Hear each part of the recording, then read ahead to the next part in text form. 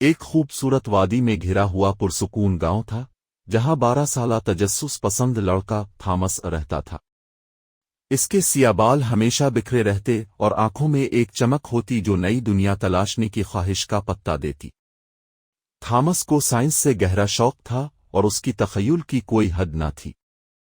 ایک دن جب وہ اپنے دادا کے پرانے اٹیچ میں چیزیں تلاش کر رہا تھا تو اسے ایک عجیب سا آلہ ملا۔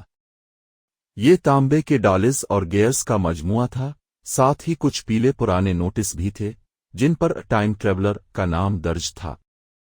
تھامس نے گھنٹوں ان نوٹس کو پڑھا اور جانا کہ یہ ایک وقت کی مشین کے مکمل نقشے اور ہدایات تھیں۔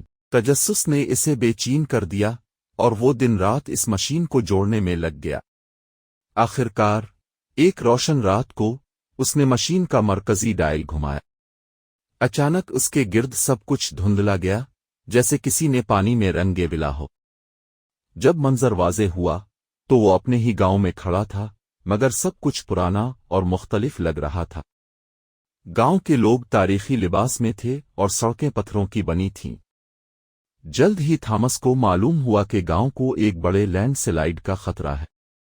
اس نے اپنے سائنسی علم کا استعمال کرتے ہوئے گاؤں والوں کو خطرناک پہاڑی علاقوں کو مضبوط بنانے میں مدد دی۔ دن رات کی محنت کے بعد وہ آفت ٹل گئی اور گاؤں والوں نے اسے ہیرو کا درجہ دیا۔ آخرکار تھامس واپس آیا، دل میں نئی کہانیاں لیے۔ اب وہ جان چکا تھا کہ علم صرف کتابوں سے نہیں بلکہ تجربوں سے بھی ملتا ہے، اور بعض اوقات وقت کے پردے چاک کر کے۔